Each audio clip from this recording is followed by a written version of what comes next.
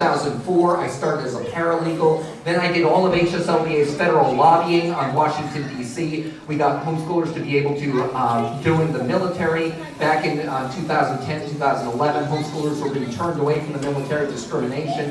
We fixed that. Higher education. Homeschoolers are fully eligible to get federal student aid to go to higher education. Fixed a lot of those issues.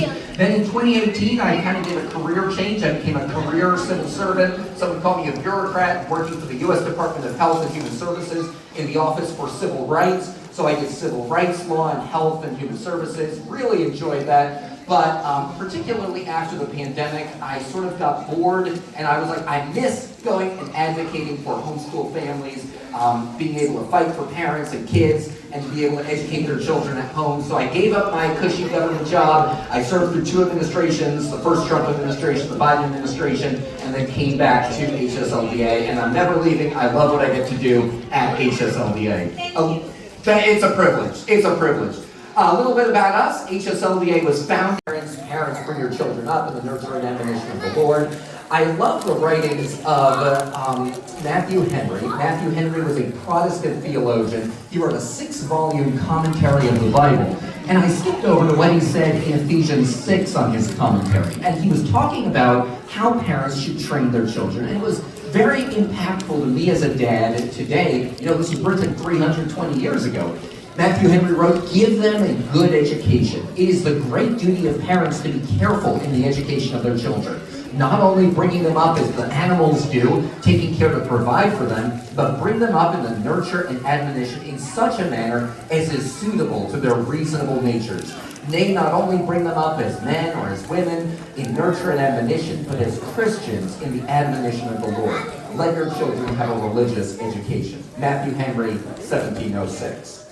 And then I wanted to look into the third of the great Abrahamic world religions, Islam. Interesting being here at Malcolm X College. Of course, Malcolm X converted to Islam. And what I found was there's actually very little scholarly writings about parental rights, about education in the Islamic faith. So if there's anyone from Malcolm X College here who wants to do a research paper, you could actually probably write a law review article just on that issue. I had to find an Iranian journal of pediatrics by some Iranian researchers from the University of Tehran that actually talked about some of these issues.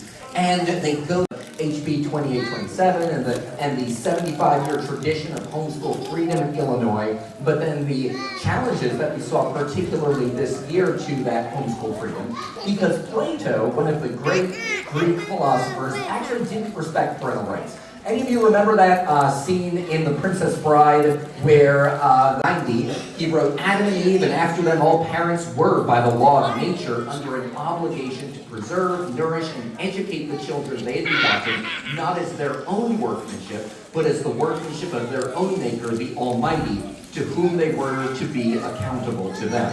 And it's very sobering, too, that from all of these views, Christian, Jewish, Muslim, the Greek philosophers, other than Plato, don't like Plato, they have this very high regard for parental rights, but also that importance, that duty of us as parents, of me as a parent, as you as a parent, to love and nurture and train and prepare our children. Not in a, like, you're my child, you're going to obey me, you're almost like a slave sort of thing, but as that love that you have as a child. And it was interesting when I was testifying on HB 2827 and joining so many of you at these events and speaking to our legislators. They had kind of seen the very rare but very damaging relationship of abuse and neglect, but then almost thinking that was every family. And I would, but if our rights come from nature or from the Creator or from some higher power, then government can never come between that parent-child relationship. It really goes to the philosophy and worldview of where our rights come from. Which brings us to the United States Supreme Court.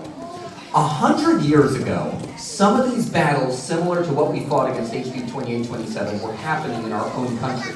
And it's really interesting when you go back and look at World War I and what was happening, immigration coming in, it was particularly Jewish, Catholic, poor Eastern Europeans, the Irish coming in, the Italians, Ukrainians, other people like that. There was a lot of xenophobia, nativism, racism in our country, and some of these first challenges to parental rights came out of that.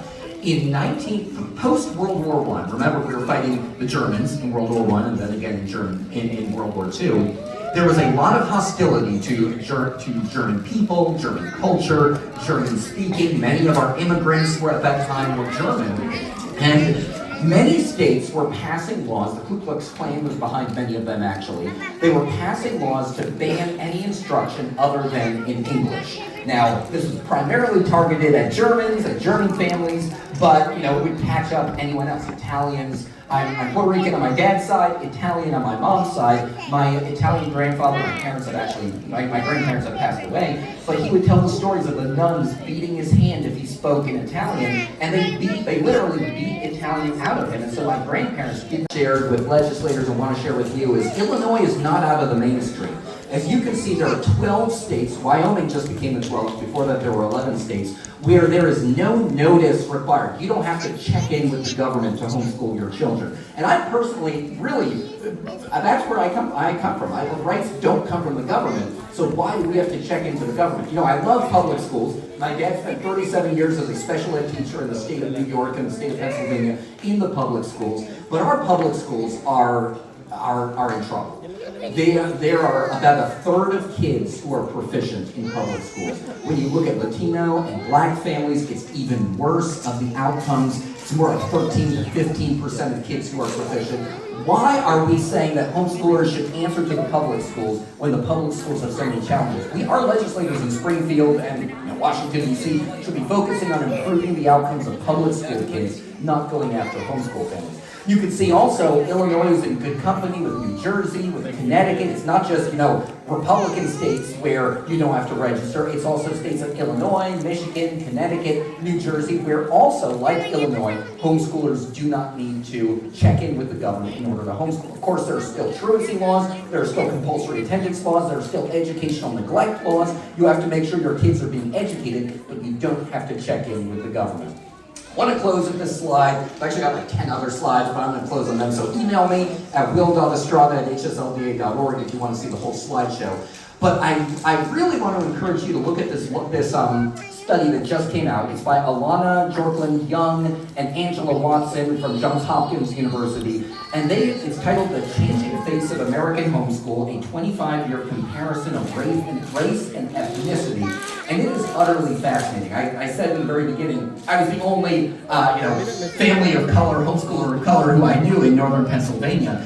Today, what they have just found, this was published last year, about 40% of homeschoolers are people of color. It is growing, it is diverse, it is not monolithic. There are Republicans, there are Democrats, there are white, Black, Latino, Asian, really just a broad spectrum of families who have said homeschooling works and we want to be a part of it. Homeschooling has really grown in numbers. Pre-COVID, it was about 3% of the school-age population, about 2 million kids.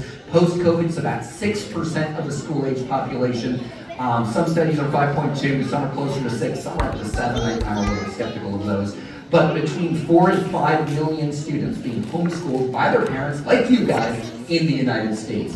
There's a federal statute that protects homeschool freedom. Interesting to look at, 20 U.S. Code Section 7886. And then that final bullet point, if you want to look at why parents are homeschooling, a bigger number, the U.S. Department of Education's National Center for Education Statistics just did a great report, came out on September 17th, 2024. Just Google September 17th, 2024, NCES homeschooling, and that will pull it right up. All right, I'm going to skip over all those. There's my email address if you want to send any of that. If you want to shoot me an email, I'll send you the PowerPoint. And also I have a bunch of slides that go like line by line for HB 2827, sort of old information. That bill's dead. We don't have to talk about it. Next year we'll talk about it if it comes back again. But for now, let's celebrate. But in closing, I just want to say it is a privilege to be here with all of you in Chicago and Illinois. I think I flew out here, this is the 6th time I think this year I've flown out to Illinois. And I really can truly say that the beating heart of freedom really is here in Illinois.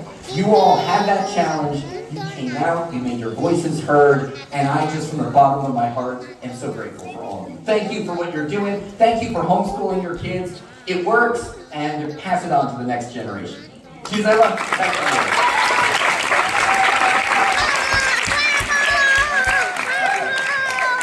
thank you, Will. And when he means email him, really, he does take the time, as much as traveling and everything he does take the time to email you. Thank you so much for that, Bill. He's very approachable. Thank you. And